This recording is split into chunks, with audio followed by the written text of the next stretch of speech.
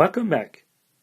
Now that we have a good intuition for why the binomial theorem holds, let's discuss some direct applications of it.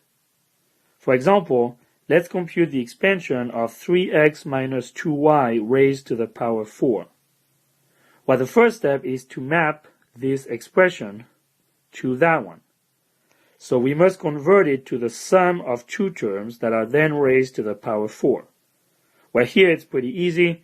3x minus 2y power 4 is the same as 3x plus minus 2y, the total raised to the power 4. In other words, 3x gets plugged in for x, and minus 2y gets plugged in for y in the binomial theorem.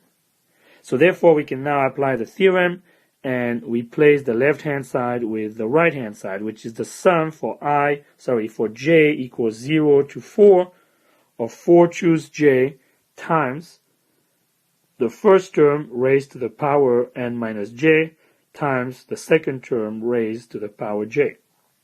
And now we can go ahead and expand the sum. So for j equals 0, 4 choose 0 is 1. 3x is going to be raised to the power 4, and minus 2y to the power 0 is 1, and therefore disappears. So that's the first term in the sum. Then we have the term for j equals 1.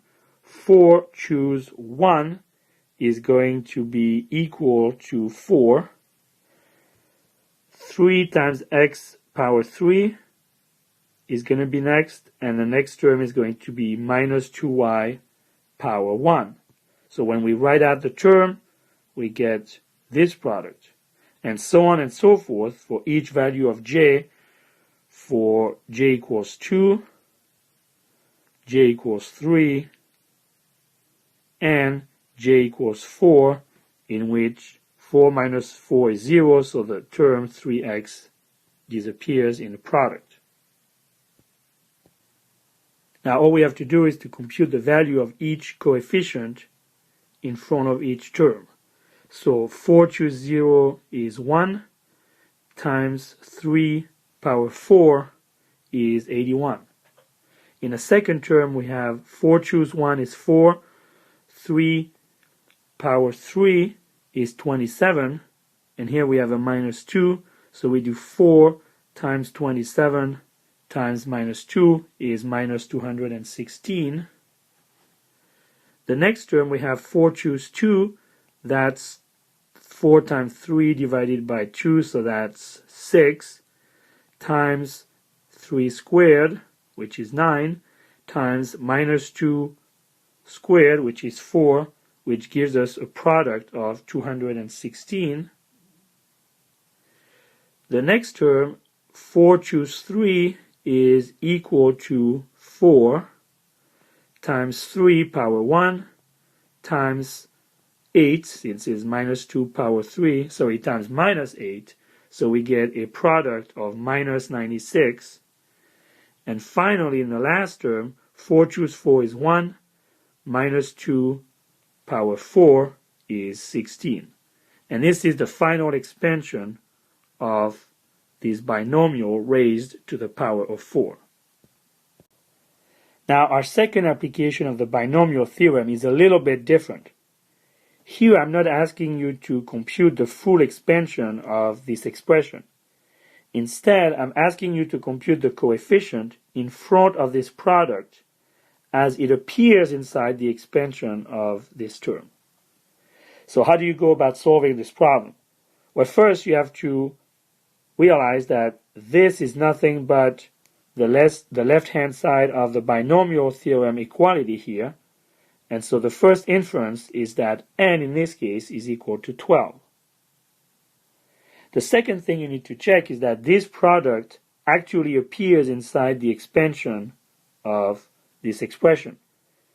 Now, why is that the case? Well, remember in the binomial theorem, the power of x and the power of y, when added together, give you a result of n. Remember, n minus j plus j is equal to n. So let's make sure that this term satisfies this constraint. And indeed, 7 plus 5 is equal to n, that is 12. So we do have such a term inside the expansion, and now to figure out the coefficient in front of that term, all we have to do is to determine the value of j, the particular term in the sum that corresponds to this product. Well, remember, j is the power of y. Therefore, in this case, j must be equal to 5. So now we're in a position to write out the whole form of the term corresponding to that product. It's going to start by n choose j, that is 12 choose 5. Then we're going to have x, which in this case is 5x raised to the power 12 minus 5, which is 7. And finally, we're going to have y raised to the power j of 5. And so to compute the final answer, we just need to compute the value of the constant here. So that constant coefficient is going to be equal to 12 factorial divided by 5 factorial times 7 factorial. That's just the definition of 12 choose 5. And then, of course, we don't want to forget the 5 power 7. And in the next step, we can just simplify this fraction. So remember, 12 factorial divided by 7 factorial is nothing but 12 times 11 times 10 times 9 times 8. All of that should be divided by 5 factorial, which is 5 times 4 times 3 times 2. And again, let's not forget to multiply by 5 power 7. To finalize the computation, we can do some simplifications. So it's pretty obvious that 12 is going to cancel out with the 4 times 3 in the denominator. Then we can cancel out the 10 with the 5 times 2. And we are left with the product 11 times 9 times 8 times 5 power 7. So the final answer to this question, that is the coefficient of this product in the expansion of this polynomial raised to the power 12, is 61,875,000. And that is the final answer.